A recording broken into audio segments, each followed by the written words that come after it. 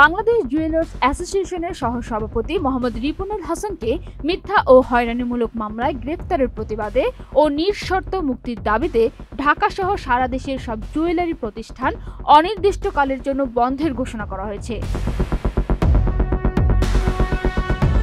২৮ মে বুধবার সন্ধ্যা ৭:৩০টায় রাজধানীর স্বর্ণ ব্যবসা কেন্দ্র তাঁতীবাজারে অবস্থিত নিজের ব্যবসা প্রতিষ্ঠান থেকে রিপনুল হাসানকে গ্রেফতার করে আইন শৃঙ্খলা বাহিনী। এই ঘটনা ঘিরে জুয়েলারি ব্যবসায়ীদের মধ্যে তীব্র অসন্তোষ ও উদ্বেগ দেখা দিয়েছে। বাজুসের ভারপ্রাপ্ত সভাপতি গুলজার আহমেদ এবং সাধারণ সম্পাদক বাদল চন্দ্র রায় এক যৌথ বিবৃতিতে বলেন, সহ সভাপতি রিপনুল হাসানকে মিথ্যা অভিযোগে গ্রেফতার করা গভীর উদ্বেগজনক এবং তা সুপরিকল্পিত হয়রানির অংশ। আমরা এর তীব্র নিন্দা জানাচ্ছি এবং অবিলম্বে নিঃশর্ত মুক্তির দাবি জানাই।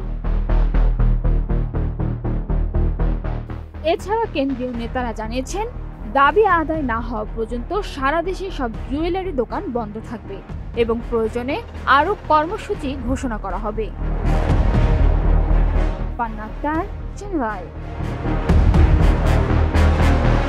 ওয়ালটন আবারও মিলিনিয়ার অফারে ওয়ালটন ফ্রিজ কিনে আপনিও হয়ে যেতে পারেন মিলিয়নিয়ার।